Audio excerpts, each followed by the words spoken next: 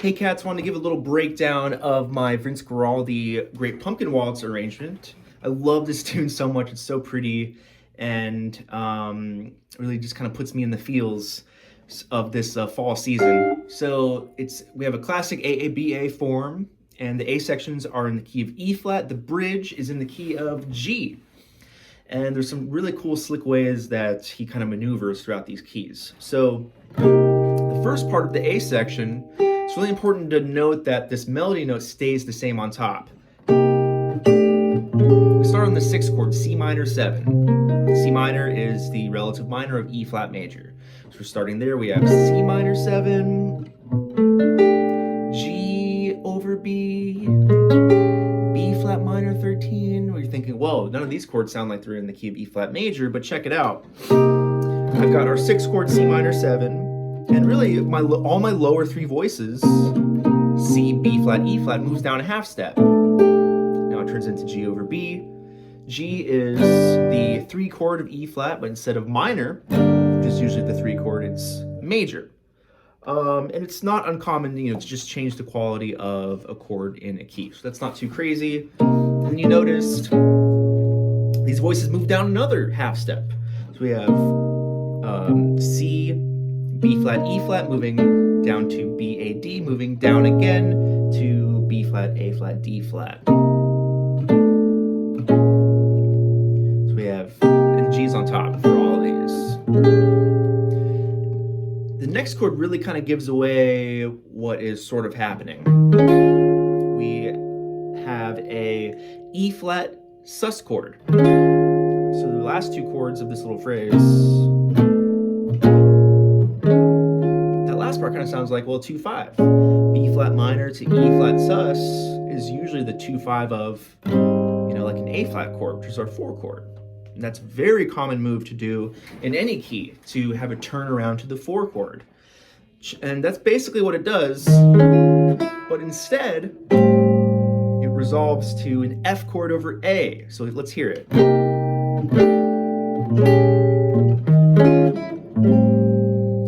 That's what happens.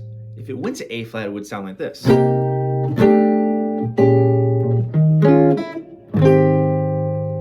Right? But he has a really cool way of just moving up the root a half step and making an F over A chord. That F over A goes to A flat minor 6.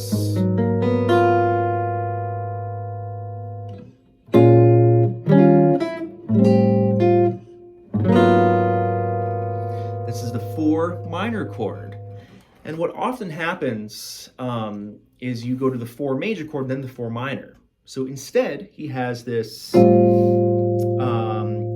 2 major chord, F over A, and then 4 minor. Again, the typical thing to do is, 4 major, and then 4 minor. It's a very common sound. But he has this really nice way of using the F over A, and really it's all about the bass line. We have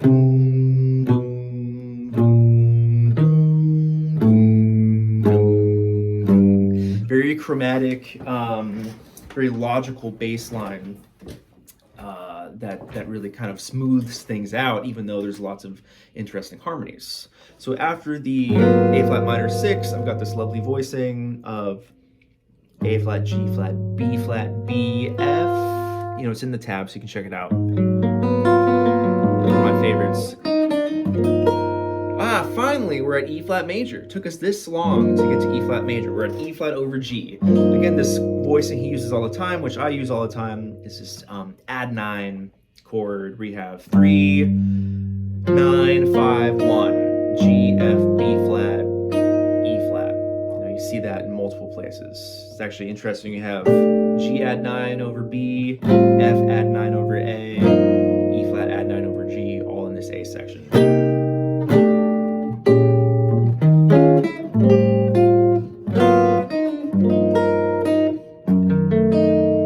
Again, the bass line keeps moving down. A flat, G, G flat diminished, gets us to F minor 7. Then over major in the root position. So we're really kind of home.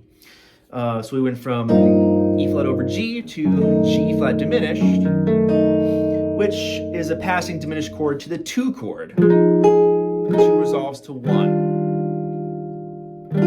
Then to get back to our C minor, we have simply a minor 2, 5 to C minor. So D flat half diminished, G7 sharp 5, then you're back at the top. So I'll play the A section.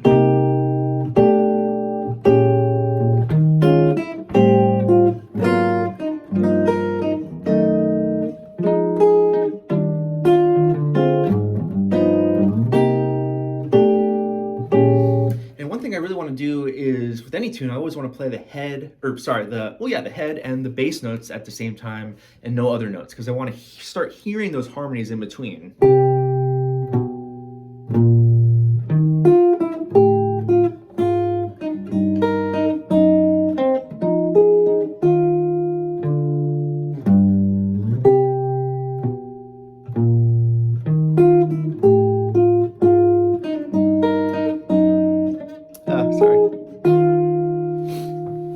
This takes us to the bridge.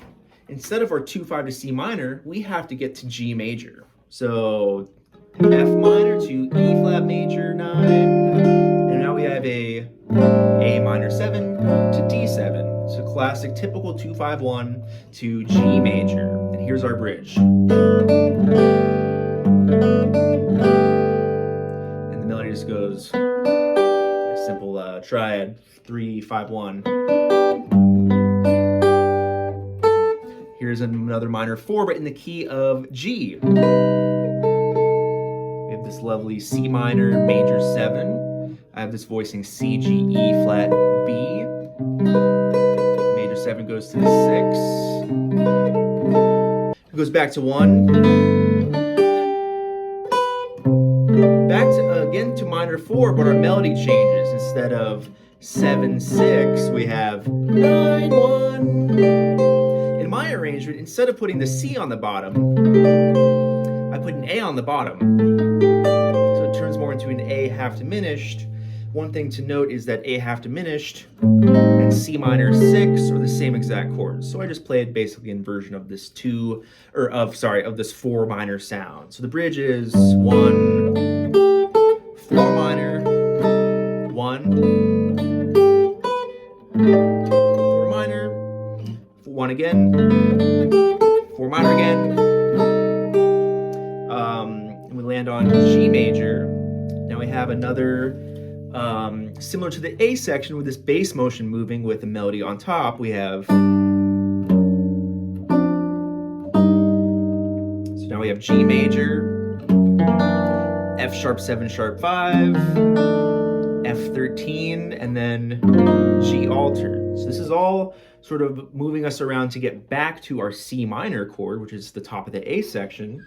So G goes down a half step to F sharp 7 to F7. And instead of maybe going down to E, which maybe you would expect, it jumps up to G7 to put us in the tonality of C minor. But what I did was I changed keys here entirely. So I went, this top note is now my new melody note, and the melody note is the 5th of the original chord. So in the A section, we have 5 of this minor chord. So now I'm going to turn it into A flat minor. G7, instead of going to C minor, goes up a half step to A flat minor. And now I play the A section in this key, and now we are a major 3rd down. So it's a totally new character to this song. And I'm doing the same harmonization. Sorry. Same thing I did up here. So we're A flat minor, E flat over G, G flat minor 6, B sus, D flat over F, E minor 6 is a nice voicing, open E, F sharp, open G, C sharp. Then I have this B over D sharp, And kind of add this nice diminished voicing. And then we have our 2 chord in B major. So this whole reharm in the last days, we're putting in the key of B major, because remember, we're starting on the 6 of whatever key we're in. So if we're starting on A flat minor, we're in the key of B major. So here's the end of the bridge again.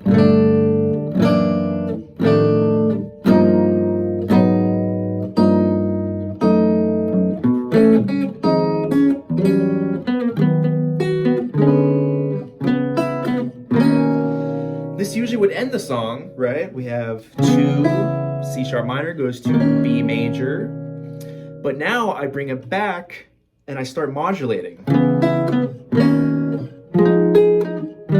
That gets me back to E flat major. So I have C sharp minor, B major, F minor, E flat major.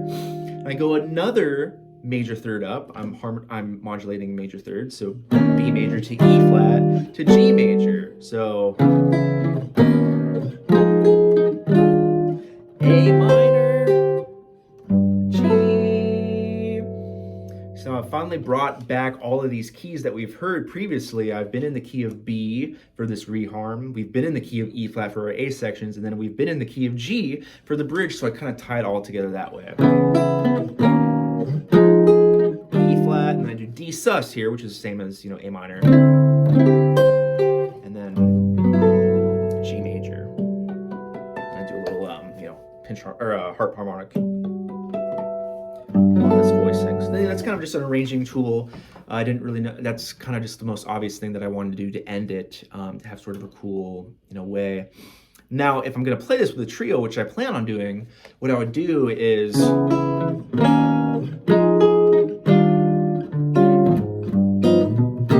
back to the top, so I finish the tune like it normally does. So I go to B major, then I go to 2, 1 in E flat, and then I turn around to the 6th chord, so I can restart the whole form. Or potentially I would only do that reharm in B major at the very, very end. It kind of just depends on what I want to do, as a band leader or arranger. So I'm gonna play the whole arrangement just a little slower, so you can kind of check out these voicings and how I'm doing it.